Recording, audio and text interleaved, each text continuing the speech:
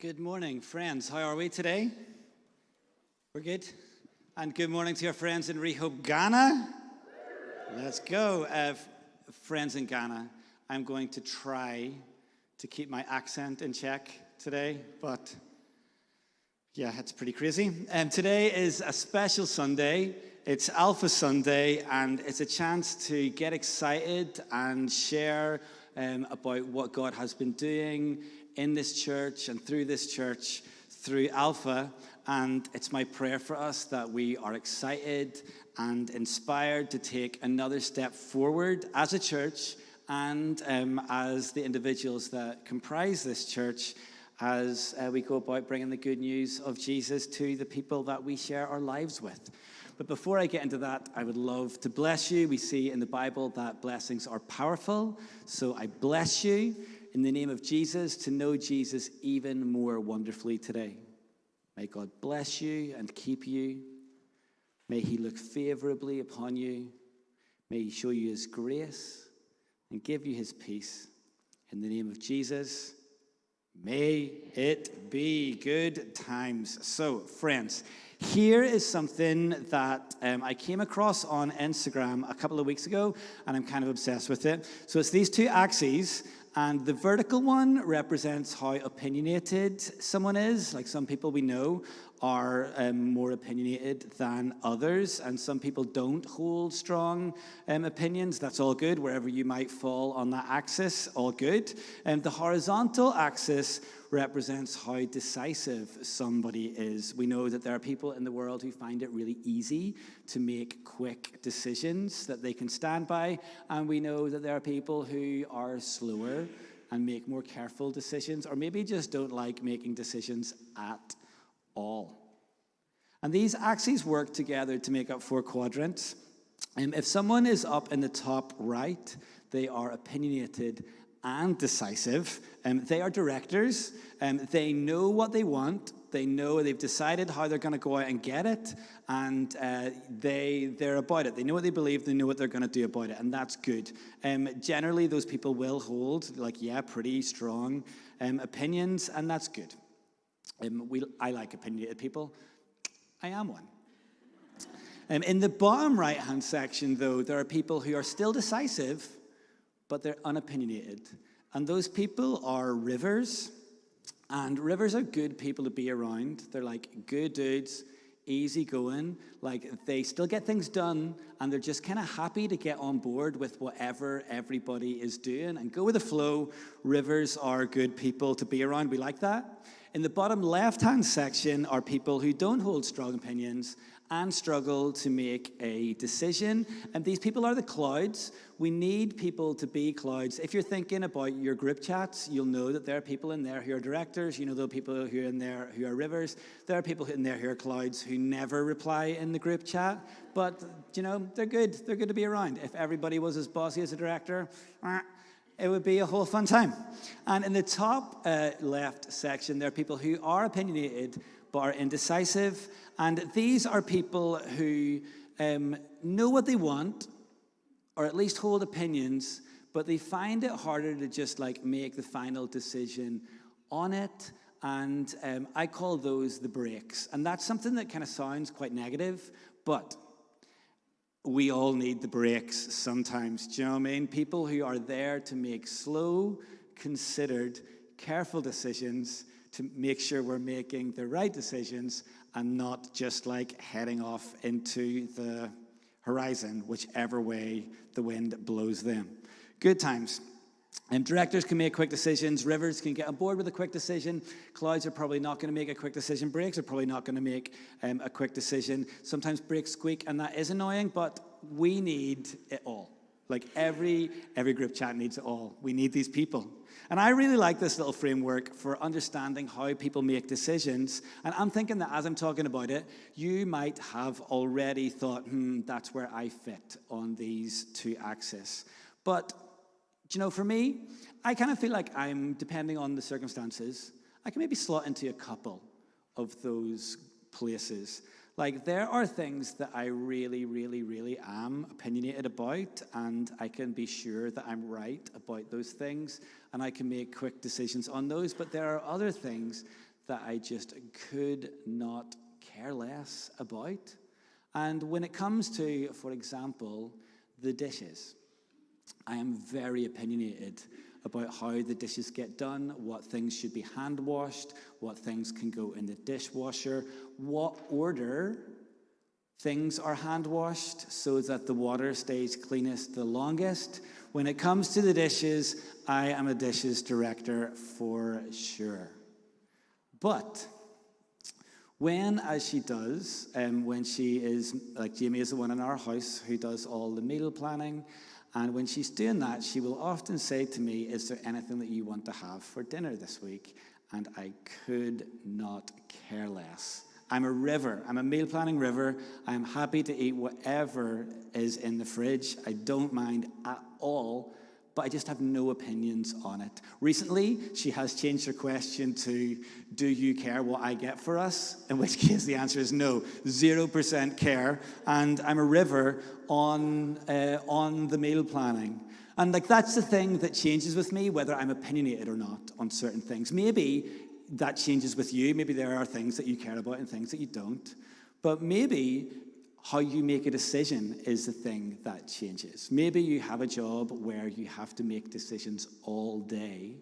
So when you get home, you're all decisioned out, and then suddenly you're very indecisive. You've been decisive all day, and now you're very indecisive, and you can find yourself like scrolling through the menu, trying to figure out what to watch on TV, or ending up like watching something that like your roommates or your spouse or whoever it is you live with, that they want to watch, and you're probably maybe quite happily watching that, even though you would never have chosen that for yourself. Do you know? Maybe your decisiveness changes. Maybe that's the way it goes. At Alpha, we meet all kinds of people, people who fit in different quadrants on this axis. Sometimes our guests are directors, and they are coming because they hold the opinion that faith must be important, and they have decided they know what to do about that. They are going to go and they are going to find out about the Christian faith at Alpha. They know what they want to get out of it, and they're going to get it.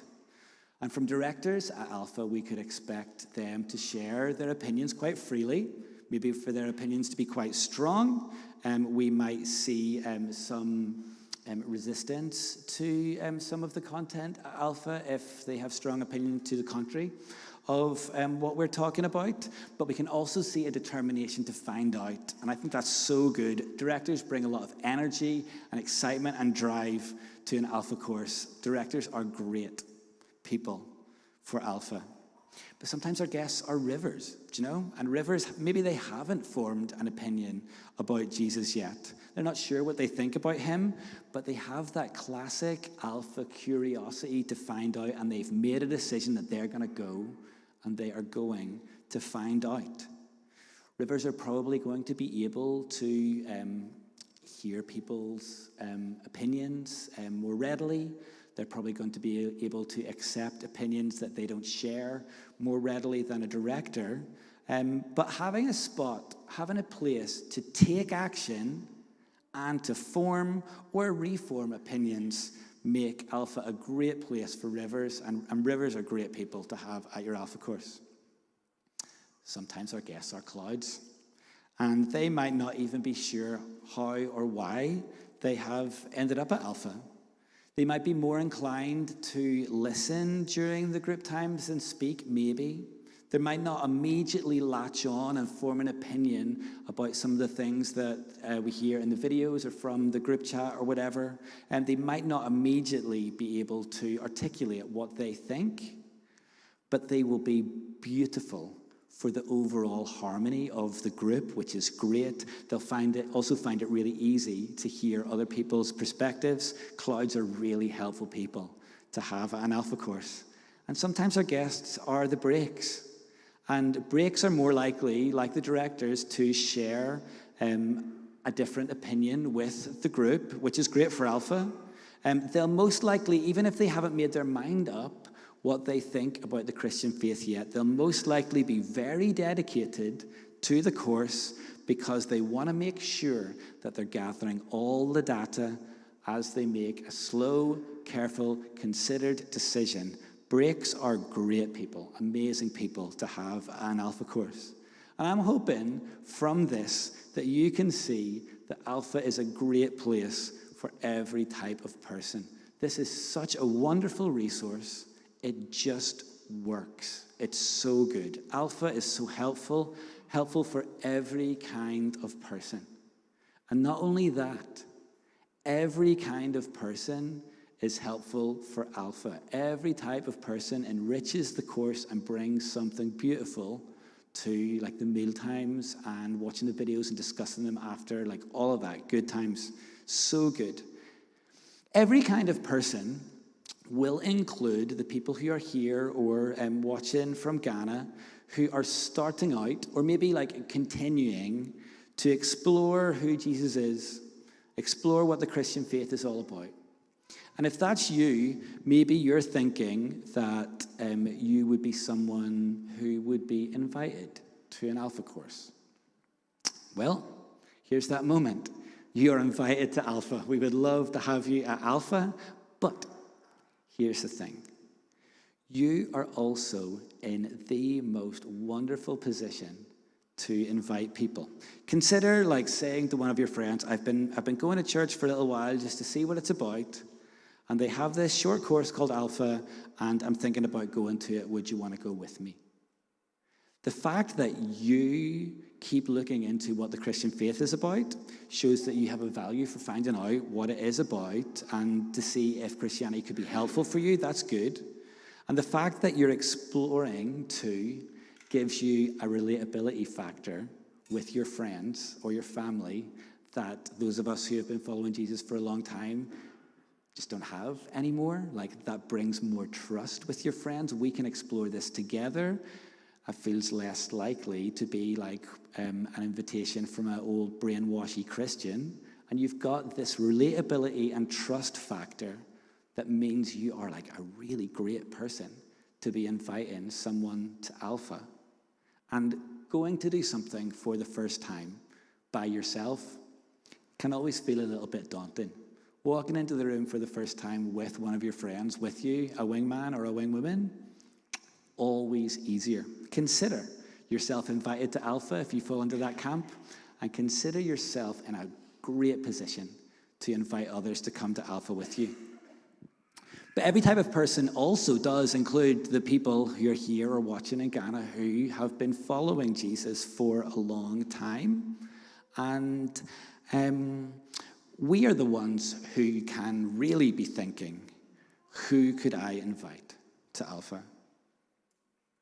But there might be some things that are maybe just putting you off making that invitation. Maybe like that one friend that you know has never expressed any interest in faith in general or beliefs or whatever. And that could put you off, like approaching a subject that you've never talked about, like maybe your friendship doesn't have that dynamic. That could put you off. Or perhaps they haven't expressed anything about faith because they've never had the opportunity to explore it. But we could give them that opportunity. We might see a friend or a colleague or a family member who's never expressed any interest about faith. We could wrongly conclude they are just not interested at all. Maybe they are so interested, but just haven't had that opportunity. We can give them that opportunity. Or maybe your friend has expressed strong opinions that don't align with following Jesus. Maybe they have expressed that they don't believe that God even exists. And maybe that makes you think that there is no point in even inviting them. We have seen so many people come through Alpha at Rehope Church across all its locations who fit that category, who were pretty convinced that God didn't even exist when they joined the course. And by the end of that, some of them had reformed their opinions to believe that God does exist. Some of them didn't. Some of them walked away having seen their faith come to life. Some of them didn't. but we can afford them that opportunity to explore that and what the Holy Spirit does in their heart and what they choose for themselves. That's not on us. We are here to bring the invitation. In a moment, we've got a quick video of a dude called Tom, and the video tells his story, and he falls into this camp. I'm not going to spoil too much for you, but he wasn't about Jesus, didn't know much about it, and then he encountered Jesus through a simple invitation from a friend. Tom, the video, you'll see it, it's set in Edinburgh, but Tom actually goes to Rehope West End, so very exciting that his story is getting out there through Alpha Scotland. So we've got that video. Are we ready to roll, Nathaniel? Let's go. Let's watch.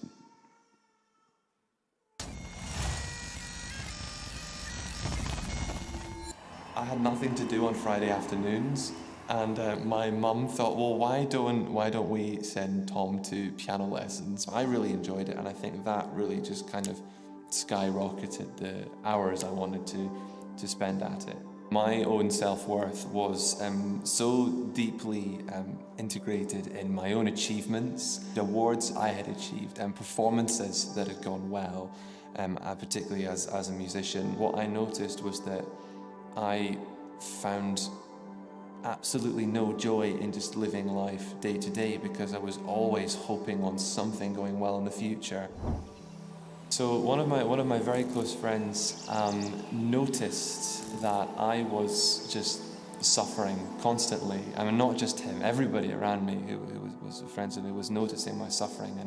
And an Alpha course had just started in January at the church that they went to, and they thought, well, Tom's not a Christian, he's very against all this, but he needs to know about God. So, do you want to come along to the church that I go to on Tuesday just for some dinner and to chat with people? I thought, yes, absolutely. This sounds like the most amazing thing. I don't have to cook on Tuesdays. And I went along to the church, and I didn't know it was an Alpha course or anything. I didn't even know what an Alpha course was, but I walked into the church, and I just really enjoyed the evening. I really enjoyed the conversation. And I was looking forward to the next one, and I went along to the next one, and the next one, and then Tuesday evenings became the highlight of my week. Jill and myself had our midterm exam. He came over to me the night before the performance exam. He said, "I know you're not a Christian, and I know you've not been coming to Alpha for very long, but do you want to pray for tomorrow?" And I said, "Yeah, why not? I've got nothing to lose. I'll see what happens." And I remember my first prayer and just saying, God, I don't know who you are, if you're there, in what form you're in. If you are there, please come into my life and help me, because I can't do this anymore. We both went into the exam, sat down. I just felt completely at peace. We both played, and I don't know what happened, but it was the best performance you could ever imagine. And our performance was amazing. And the panel, they absolutely loved it. But more for me, I felt like someone had my back completely while I was playing. I felt like someone was showing me how to do this. I didn't feel alone and exposed and at war on stage. Over the next few days, I didn't have this sort of overwhelming feeling of fear and hatred towards myself and towards others. I didn't hold a grudge against anybody. I didn't feel like I had to justify myself to people. I didn't feel like anyone who'd wronged me, like that they needed me to show them what they had done. But I just felt completely at peace. I went through to my friend's room in our flat. I went up to him and I said, "Jill, I don't know how to tell you this, but I want to accept Christ as my Savior because He's the only thing that has made me feel so profoundly at peace and filled with joy about myself. Many challenges await me, there's no question about it. Many good things await me as well. In every moment, I can always turn to God, and even if I can't hear Him speaking, I know that He is always there for me.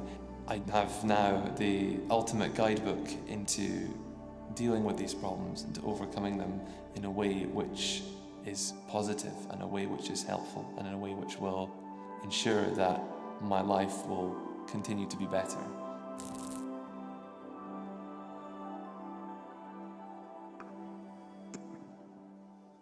How good.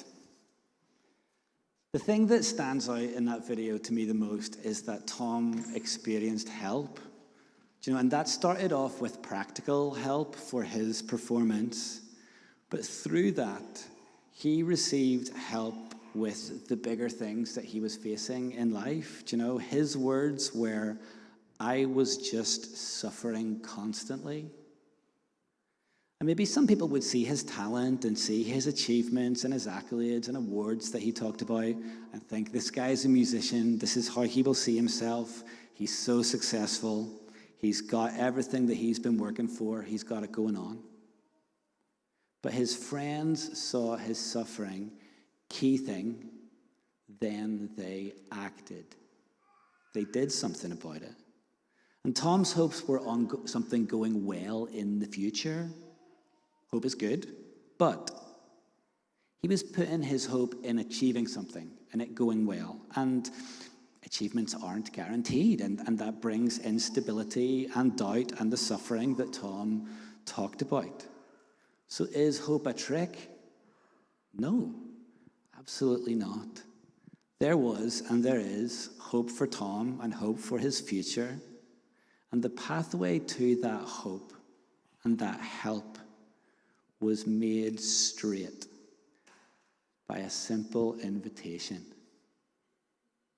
In Mark chapter 2, Jesus encounters every type of person. He'd seen very decisive people at the start of the chapter doing whatever it took to get their buddy to Jesus, even breaking through a ceiling in someone else's house to lower down their friend who couldn't walk to get him to Jesus. Very decisive. Very decisive. And he also goes from there, you know, to meet a tax collector, a dude called Levi, who is often called Matthew. And Jesus called him to be a disciple, and that completely changed his life forever. So in just 2 short moments in Mark chapter 2, we see someone receive hope and help, and we see someone's life changed around through a simple invitation.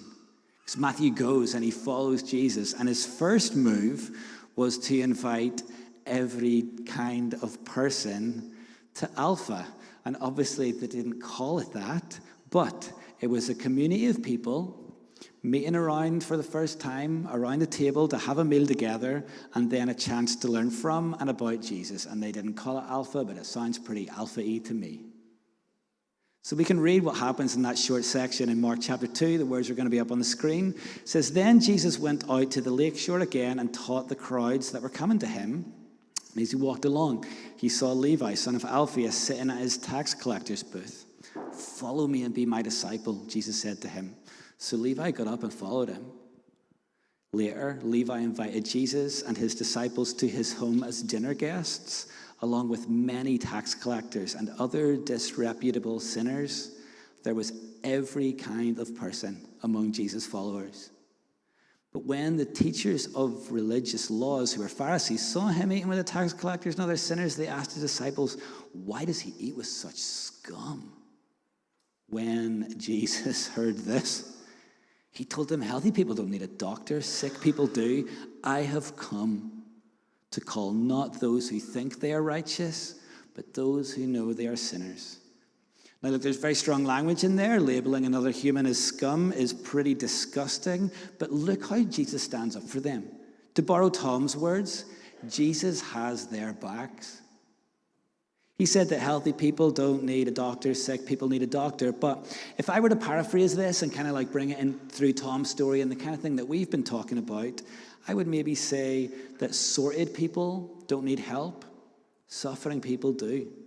Jesus came to call those, not the ones who think they have everything under control, but those who need help. There is help, and there is hope in Jesus, for sure.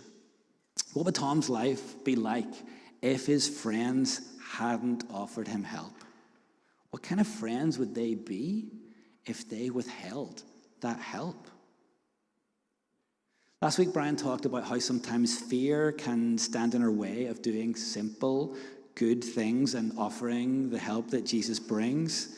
Maybe out of it, what will they think of me if I bring up Jesus? Well, let me flip that for you for a second. Have any of you guys watched Subway takes on the internet or TikTok or YouTube or whatever? Blank faces, Subway takes, anyone?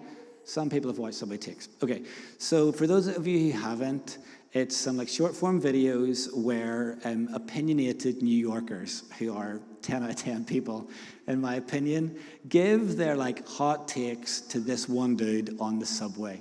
And the way the videos go is the host says, "What's your take?" And then they say something outrageous. And he will say 100% disagree or 100% agree. And I love the host. The host of the show is so good.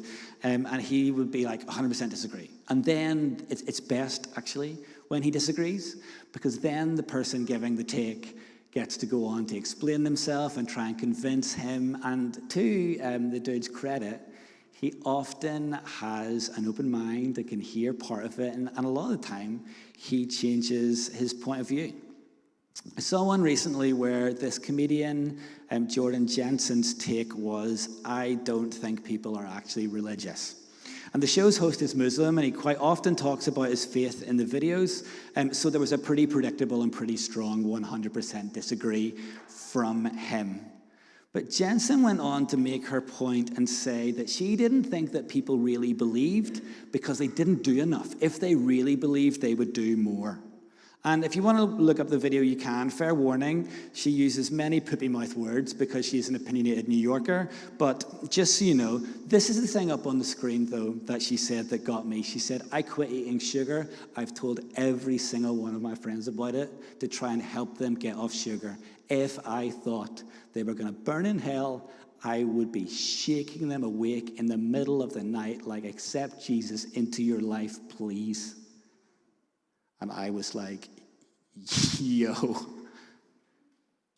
Sometimes we think, if I share my faith with my friends or with my family, what will they think of me if I bring up Jesus? What might they think if you don't? If something is that important to us, what up? It kind of flips it. She flipped it for me, and I was like, what would people think of me if I didn't bring it up? Her conclusion is, you don't really believe this. Brian thinks maybe there's fear standing in the way. I think both have a point. Maybe some people don't actually believe it enough. Maybe some people are scared. Maybe there's lots of reasons. The good news is that the tide is turning. And we saw that in the video. Tom was open to hearing about Jesus, open to praying, open to going to church and to Alpha. And over the past 6 years at Rehope Southside, but over the last, 15 or whatever it's been at Rehope Church, we have seen increasingly more and more and more people exploring the Christian faith and receiving hope and help that Jesus brings. So good. And our hope and our prayer for Rehope Southside, Rehope Ghana, all Rehope locations that exist now, and for all of the ones that will exist in the future, our hope and our prayer is that more and more people will come to Jesus to be able to access that hope and that help. The tide is turning. We heard about it this morning. The moment is now to offer hope and help to your friends. I bet they're going to be more receptive to it than you might think. Brian mentioned in his sermon last week that this kind of moment that's going on, this moment of revival, is being called the quiet revival. He mentioned that he didn't like calling it a revival quite yet. Fair play. One thing that I'm really opinionated about is I would like it not to be so quiet. I'm not a big fan of quiet. I would like this to be a lot louder as we bring that simple invitation to our friends, breaking the sound barrier to offer a dude hope and help. I know this moment would be a whole lot more revival-y if it was a whole lot less quiet. With invitations to things like Alpha, we can help the people that we are close to receive hope and help. So good. Yet it's easier to invite somebody to something if you know what you're inviting them to. So here's how Alpha works. At about 6:30, the team arrive and they set up and they do the tea and coffee prep and all that stuff. They chat through the whole night and then they pray together. Guests arrive at 7:30 and we share a meal, we have some chat, we make friends, we get to know each other, we see those friendships bloom and blossom over the course of the 10 weeks. At around 8 o'clock, we watch a roughly 25-minute long video. Each week has a different subject which tackles like some of the bigger things in life. And at 8:30, we discuss the video. And depending on how you do your processing, that is either done verbally. Alpha is a great place for people who are external processors. But for internal processors, they're taking all of that in. And we have some little guest journals with a place to maybe read some more, listen to something else, a place to write down your notes and like process your thoughts if you're not so naturally inclined to doing that in front of people. Internal processors have it great at Alpha too, every type of person. There are some questions, usually the chats go along the lines of, what did you think of the video? And it just goes from there. But the hosts do have a couple of questions to direct the traffic. I suppose if and when that is helpful. And then at 9 o'clock, Alpha is done and guests are free to leave. But Rehope Southside timekeeping, they don't often leave straight away. Guests can take a little journal home with them. They've got that. We are not going to check your homework, and there is no follow-up. It's just there for you if you find it helpful. That's the way Alpha goes, and it's really fun, and it's really good. And just sometimes, like going for a run when it's raining, getting out the door is the hardest part, and then you're going. With Alpha, sometimes getting through the door is the hardest part, and then you're going. And then it's great. I love a lot about the Alpha course, but maybe the thing that I love the most is that it works for every kind of person.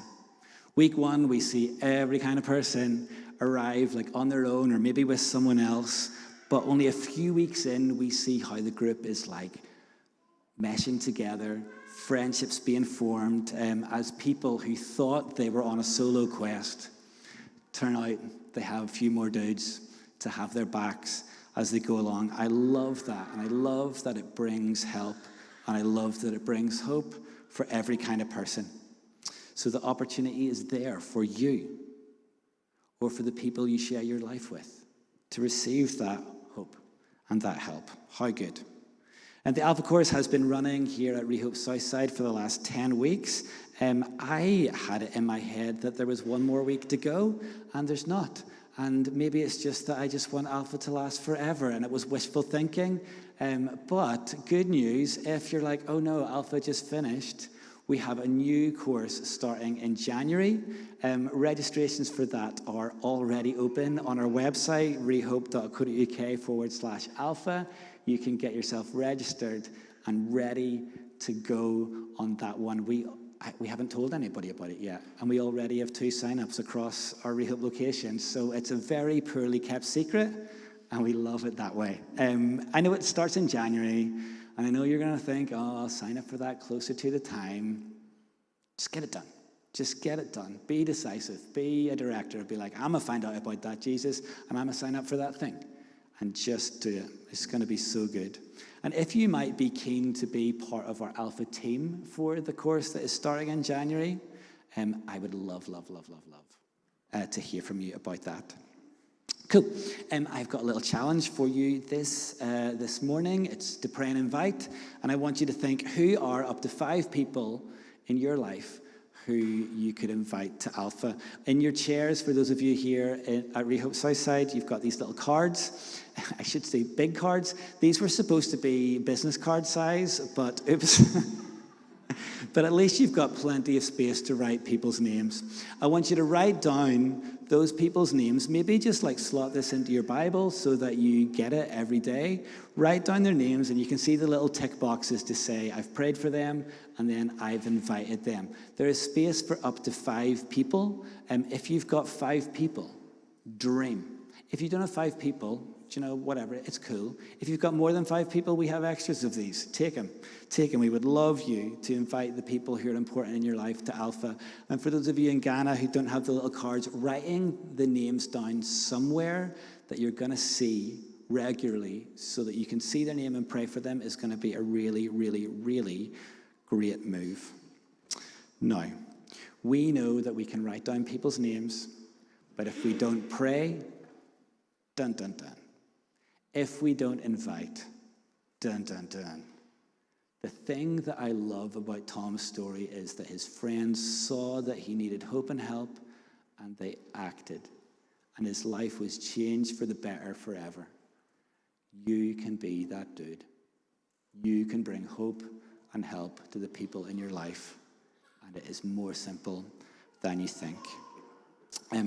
Boom, let me pray, and then we're going to move into just like a little moment of reflection. Jesus, we bless you and we thank you for bringing people into our lives, people that we're close to, people that we love, and people who we know and we're confident that you love. And Father, I pray that you would bring their names to mind just now. People that we can pray for and commit to praying for. People that we can invite to Alpha. And God, I pray that as we're listening here, you bring those names so clearly. And I pray for hope and for help to just characterize this next season as people come to you and their lives are changed for good. Let's just stay in that moment, just like reflecting, thinking of those names.